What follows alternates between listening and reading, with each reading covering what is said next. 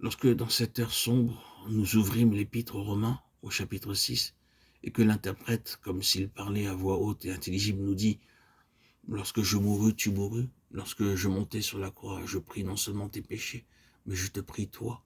Lorsque je te prie non seulement comme le pécheur que tu savais être, mais je te prie en tout ce que tu es par nature, ce qu'il y a de bon en toi, comme ce qui est mauvais, tes talents aussi bien que tes défauts.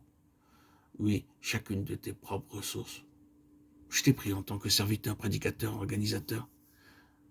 Ma croix signifie que même pour moi, tu ne peux pas être ni rien faire par toi-même. Mais si quelque chose doit être fait, tout doit être et venir de moi. Et cela signifie une vie de foi et de dépendance absolue. Ainsi, c'est à ce point précis que nous fûmes éveillés quant au principe fondamental de la vie même du Seigneur durant notre séjour ici-bas. À partir de ce moment, cela devint pour nous le principe pour toute chose. Et ce principe était rien de lui-même, mais toute chose de Dieu. Le Fils ne peut rien faire de lui-même, à moins qu'il ne voie faire une chose au Père. Que quelque chose que celui-ci fasse, cela, le Fils aussi de même le fait. Jean 5, 19.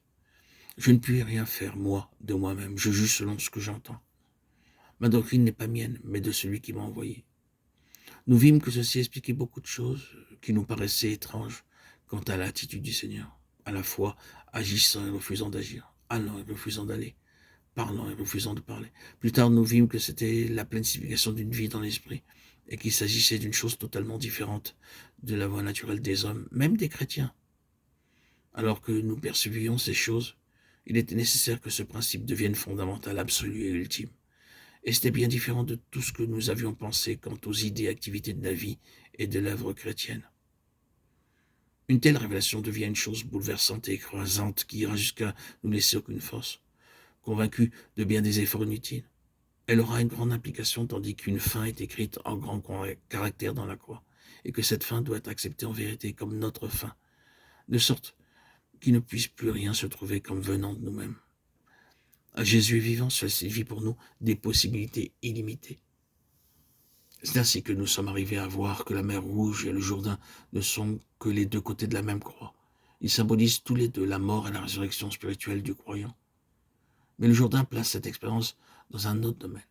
Le Jourdain voit la délivrance du péché, de la mort et de la condamnation parvenant jusqu'à la délivrance du moi.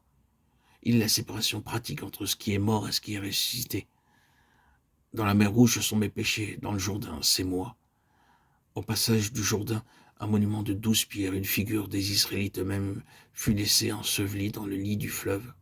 Cela devait signifier que leur vie propre du désert devait être désormais reconnue comme jugée et finie, aussi sûrement que leur asservissement à Pharaon. Ensuite, un autre monument commémoratif, fait de 12 pierres, tirées du nid du fleuve, fut érigé sur la rive de Canaan, comme un symbole d'eux-mêmes, non seulement ressuscités en nouveauté de vie, mais aussi placés dans une séparation perpétuelle et pratique d'avec leur moi, mort et enseveli. Tout cela a été accompli par leur union avec Christ crucifié et ressuscité, car les sacrificateurs se tenaient au milieu du fleuve, portant l'arche sur leur épaule avec le propitiateur taché de sang, type de Christ dans sa mort, triomphant cependant sur la mort en vertu de son sang. Or, le premier monument de pierre fut laissé à la place exacte où s'étaient posés les pieds des sacrificateurs. Israël selon la chair dans le désert et Israël selon l'esprit en Canaan, bien qu'ayant connu tous deux la bénédiction du salut et la délivrance du jugement, sont deux peuples différents. Et il en est même pour nous. La différence est indiciblement grande. Quelqu'un d'éminent dans l'œuvre de Dieu durant de nombreuses années a décrit cette différence lorsqu'il en fit lui-même l'expérience, comme plus grande que celle qui lui avait apporté dans sa vie le salut, quand il l'avait reçu pour la première fois. Nous ne chercherons pas à établir toutes les différences, cependant une phrase en a été l'expression parfaite, un ciel ouvert.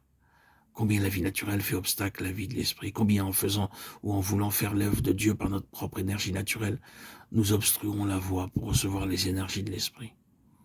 Combien nos efforts mentaux et intellectuels que nous faisons pour saisir une vérité spirituelle ferment la porte à une révélation par l'esprit. Oui, nous en savons quelque chose, mais Dieu soit béni. Nous connaissons aussi ce que signifie la mise de côté de cet homme naturel, et Christ prenant sa place dans sa plénitude de résurrection et d'ascension.